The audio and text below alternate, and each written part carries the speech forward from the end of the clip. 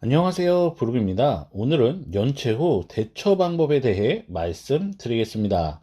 연체를 하면 기록이 남습니다. 90일 미만은 단기 연체, 90일 이상은 장기 연체로 기록됩니다.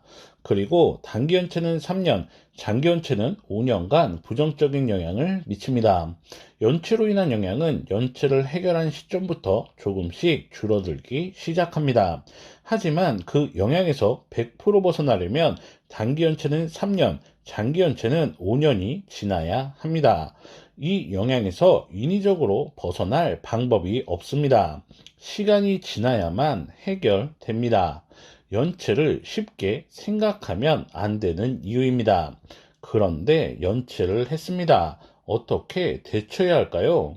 신용은 신용거래시 참고되는 자료입니다. 대출을 받거나 신용카드를 만들거나 차량 할부, 정수기 렌탈 등 신용으로 무언가를 해야 할 때 활용되는 정보입니다. 신용을 활용할 일이 없다. 그럼 신용도는 크게 중요하지 않습니다. 연체를 했다. 신용거래를 자제하면 됩니다. 연체를 했습니다. 해결했고 더 이상의 연체는 없었습니다. 연체를 해결하면 신용이 조금씩 회복됩니다. 이 기간에는 이구물권 대출, 핸드폰 할부, 정수기 렌탈 같은 신용이 좀 낮아도 이용 가능한 신용거래를 하면 됩니다. 하지만 대출을 꼭 받아야 하는 상황을 만들면 안 됩니다. 그 이유는 대출이 안 되거나 되어도 이자 부담이 크기 때문입니다. 1000만원의 10%는 100만원입니다. 1억의 10%는 1000만원입니다. 3억의 10%는 3000만원입니다. 금액이 작으면 이자가 좀 높아도 감당할 수 있습니다.